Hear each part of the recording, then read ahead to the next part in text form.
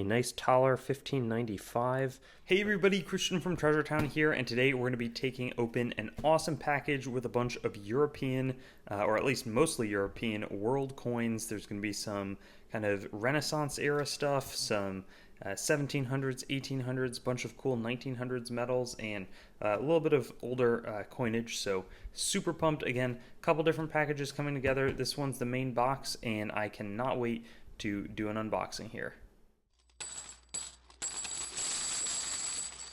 And some very nice cardboard separating a bunch of the different contents. I'm expecting there to be some interesting porcelain metals, some fantastic German coins, some regular German metals, and some Notgeld lots. And so those are some of what I'm looking forward to hopefully seeing in a moment.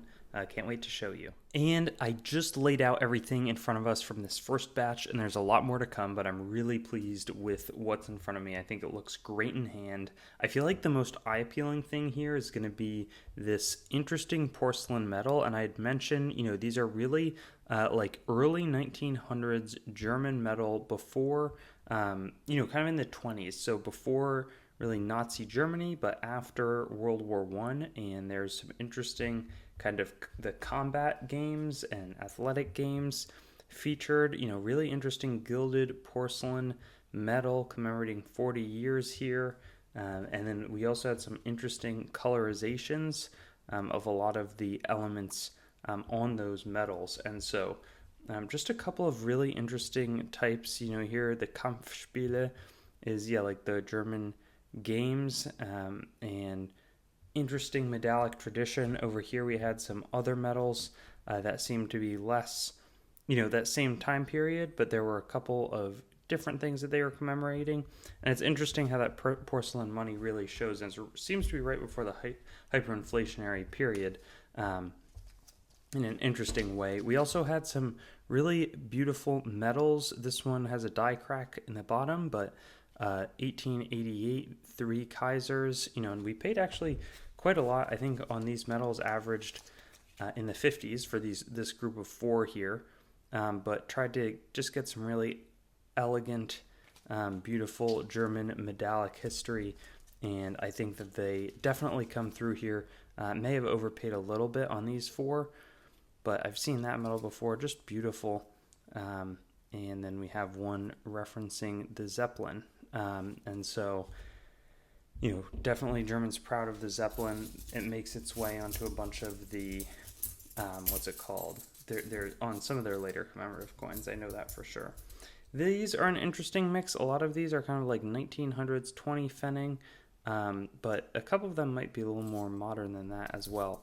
But these are going to be, and that one looks like it's even Dutch, but different kind of 1900s. A lot of them are like transit tokens, but really they're called Notgeld. And so here, Straßenbahn, Nürnberg, Frauentor, referencing some of the castles, would have been likely used for different types of payments, again, around transit. And so quite interesting. Try to get a wide variety of things in the inventory, and so was pumped with this group. And we'll look forward to continuing to unbox here. It looks like the next group is going to be a bunch of metals alongside some older French types. And when I spread it out, I'm so excited about what's in front of us. I really wanted to move into metals a bit more, as I mentioned, and then we also have some non-token, non-metal, circulating coins from the 16 and 1700s, and then a bunch of cool Jetons. And so I think the way I'll go for it, I'm going to do these quickly right here. I haven't looked at all the dates, but they're a bunch of, I want to say half écu. This one is a nice one, Louis XIV, the Sun King, 1654, so a little earlier in his reign, and all these are probably going to be at a wide range of mints. 1730 right there with the X. Mint mark is pretty cool. We've got a 1726A half écu. This one looks to be, 1726 or 1728, I'm going to call 1728K. I think that's Bordeaux. 1730 is pretty clear. 1740. Ooh, that one's old.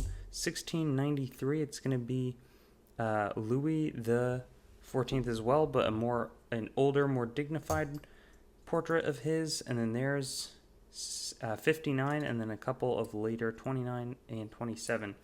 half écu. Pretty fun start. Let's look at the cool-toned Napoleon III Empereur, dated to 1867. I'm not sure exactly when this would have been struck. Cuivre, so it's copper, and it talks about commerce and travaux publics at the Ministry of Agriculture. And Napoleon III, he would have been taken down in 1872, so I'm guessing that that was struck pretty close to then. Right here we have a, what does that say? Or l'amour de Dieu, love of God. And then on this side, la vapeur, it looks to be commemorative of the steam engine of sorts, or of industry. This one, beautiful. A lot of these just have nice French medallic style entertainment. Physique préparation militaire. Pro Patria, so it's for the country. It has this interesting cannon look on the front of it, and I want to say that that's the Beaux-Arts style.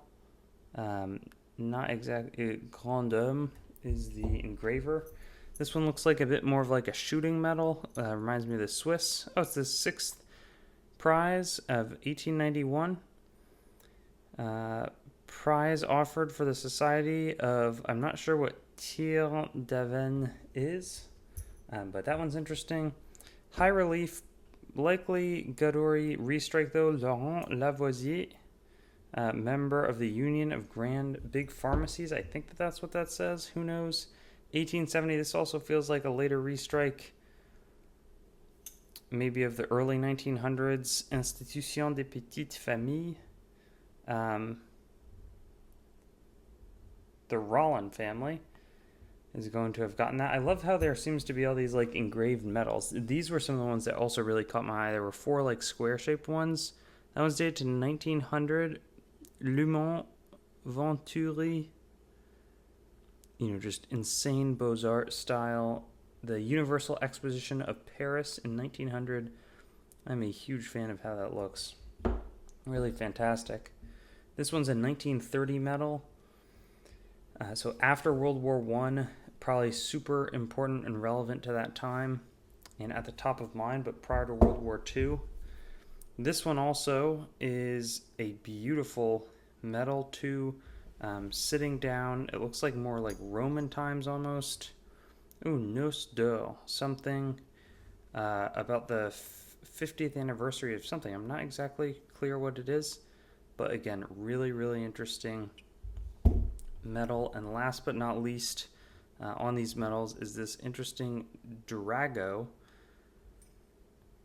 1941 Paris Nice Offa, offered by the village of Nice. Such interesting relief. Big fan of that. Do I go coin by coin here? We have a bunch of octagonal Jetons. These would have been struck in the 1700s, 1800s. Maybe a couple of them are struck really early 1900s, but tons of different beautiful, I love the octagons in particular. There's Napoleon III as emperor. Here's 1831 Domald. A lot of these were insurance related. That was of the government's, looks like. This one's dated back to 1818. I guess I said it by stuttering. Of King Louis XVIII. There's a notary jeton by Cack, dated back to 1838. Ooh, 1780 Aurelia, beautifully toned, super interesting. My lighting is a little different right now. I always love the beehive ones. Prévoyance, or Honeypot Society Richaud, 1834. A lot of the anchors were insurance related as well. There's Commerce, with some fantastic patinas and toning. Then we have a couple of the older types as well. Cool snake basket. What's this one? This one's like an engraved love token with a Bible. It looks like man should not separate what God has united. Super interesting there. And a couple, that one's dated to 1687, all the way back to the 1600s. There's 1758, just really interesting, different types. 1734,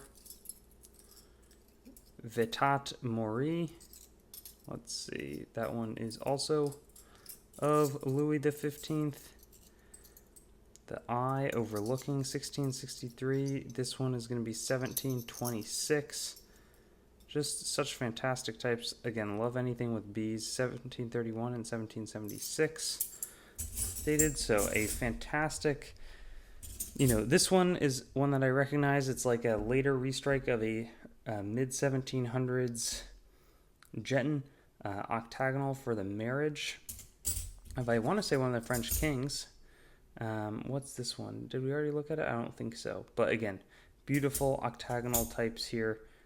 Big fan of them. Some more reflective, some have toned.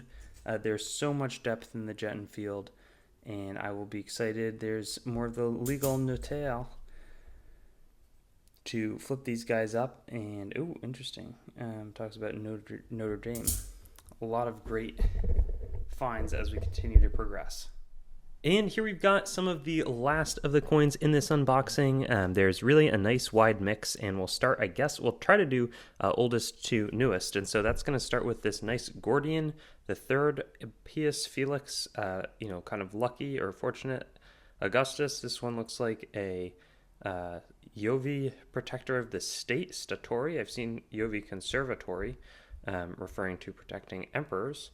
And so a very fun Gordian to start us off. We also have, maybe we'll do some of the big ones. I mean, this is an incredible, and there's a little nick up top, but a nice Thaler 1595 of Dresden, which would have been part of Saxony at the time, and Christian the second, and I'm trying to think, there were a couple of other rulers on the coin. I think Johann Georg and August, all on there. I love the Thalers. I wish I got more of them in, but always so fun to be able to get some of the big stuff. We also had a couple of Russian coins. This one, 1818, I want to say would have been Alexander or somewhere in that range, something like that. But then right here, a slightly even earlier than that, 17 something 4, maybe 64. I'll have to check. But I think that is, I want to say, a Catherine the Great type, Catherine the Second. So very interesting. We also have some Swedish kind of Carl, different silver coins here, and challenging to necessarily get them out on screen here, but nice silver 2 ore from 1667, a 1 ore in the back. Apparently Carl was kind of at the peak of the Swedish power, and had taken a lot of the lands basically back from the nobles and consolidated them under state power.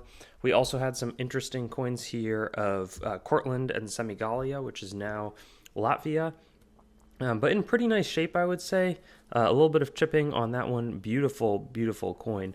And so all very similar. They are shillings from Gotthard Kettler, and so part of the expansion and strength of the Polish-Lithuanian Commonwealth, of which we had some coins that are very similar to the Polish-Lithuanian Commonwealth that had been formed in the 1500s. These are struck under the authority of Sigismund, but I believe there's also some ties to Brandenburg, Prussia.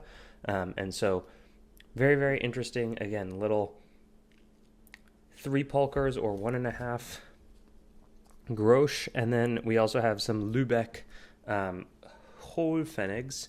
And they have this interesting, almost bracket-like look, and I really like the faces are actually pretty clear on those ones. Often they are not. That one more looks like a tree, something like that. And so some interesting kind of Northern European, especially that Thaler, but also Russia, Latvia, Sweden, just from an interesting part of the world that I'm always excited to keep. And a lot of these are the first times I've had these types. Swedish, certainly the Thaler, the Catherine the Great Ruble, the Cortland and Semigalia. So it's a very fun hunt. Thanks so much for watching this video. I'll be bringing some more. I just got in a nice batch of ancient and world Jetons and silver coins that I purchased from Belgium. So I'll be opening that one up soon and probably put that out in a week or two. I also have some coin opinion videos on the way that I'm looking forward to. Thanks for watching the video. Make sure to head on over to treasuretown.com and sign up for our email list to stay up to date on everything that's happening, whether it's auction updates, exciting new inventory drops, coin collecting news, or general informational resources. Hope you enjoyed the video, and I'll see you on another one.